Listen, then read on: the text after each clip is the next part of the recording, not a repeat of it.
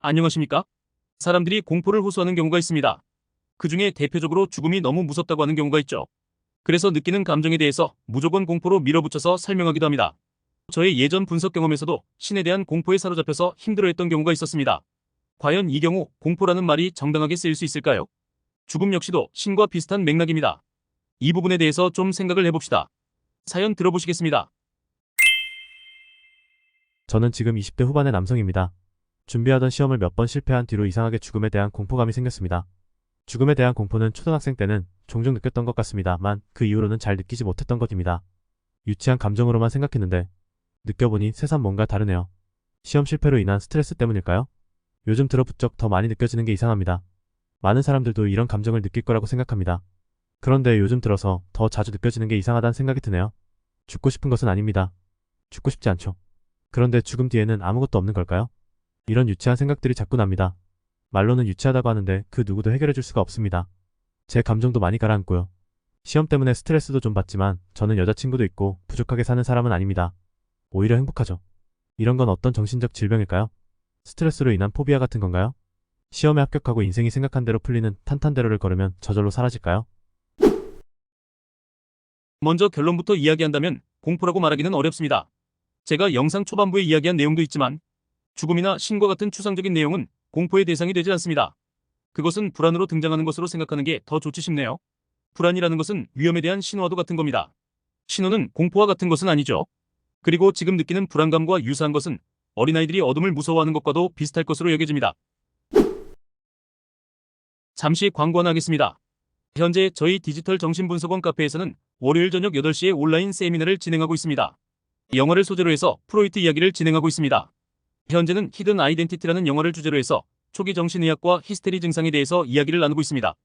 네이버 웨이론을 통해서 실시하고 있으니 네이버 아이디를 가지고 계신다면 카페에 오셔서 같이 세미나 할 수 있으면 좋겠습니다. 카페 주소는 아래 더보기란에 있습니다. 나머지 내용을 계속 이어가도록 합시다.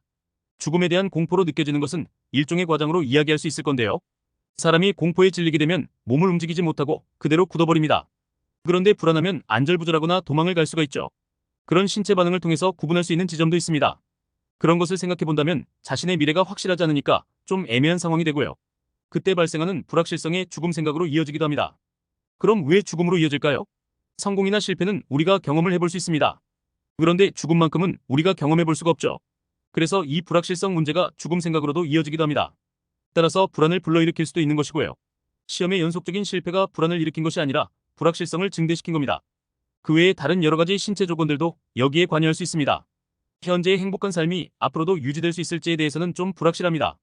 이러한 불안에는 남자들이 좀 취약합니다. 무엇인가를 상실할 것 같은 느낌은 일생 동안 남자를 괴롭히기도 하죠. 그 맥락에서 보면 현재의 불안감은 현재의 행복감이 사라질 수 있다는 염려와도 같을 겁니다. 그런데 질문자분의 의식에서는 현재 상황에서 아무런 문제가 없으니까 이런 불안감을 수용하기 위해서는 어떻게 설명해야 될까요? 바로 어떠한 질환으로 설명해야 수용이 가능한 지점이 생깁니다. 사람들이 자신의 행동을 어떤 자가진단 체계에 맞춰보고 어느 정도 일치한 게 있다면 어떤 병이 발생했다고 인사이트를 얻는 그런 느낌을 받기도 합니다. 그리고 심각한 상태에 빠지고 생각을 곱씹게 되죠. 그 과정에서 여러 가지 다른 문제들이 발생할 수가 있습니다. 그럼 병 때문이라고 설명을 해야 수용할 수 있는 겁니다. 그럼 여기서 신에 대한 공포에 시달렸다던 이야기를 잠깐 해보도록 하죠. 어떤 공시생이 저에게 신에 대한 공포를 호소했습니다. 신이 자신을 지켜보고 있다는 생각에 사로잡혀서 움직이지도 못했었죠. 책을 읽다가 그런 느낌이 들면 모든 행동이 정지가 됐습니다. 책을 읽다가 졸거나 하면 두려움에 사로잡히기도 했고요. 그렇다고 해서 저는 이것을 공포라고 설명하진 않았습니다. 신체 움직임이나 특정 대상에 대한 것도 아니고 추상적인 관념이니까요. 이렇게 등장하는 것은 리비도 합리화라고 부릅니다. 대표적으로 어린 학생들이 남자 공포증이 있다, 혹은 여자 공포증이 있다고 할 때 거의 대부분이 여기에 해당합니다. 왜냐면 이성 대상을 보면 좀 꺼려지기도 하고요. 대화를 해도 단답으로 밖에 말하지 못하고요. 신체 움직임도 딱딱해집니다. 마치 로봇처럼 삐걱삐걱거리기도 해요. 이게 좀 심하면 자신을 동성애자라고 착각하기도 합니다.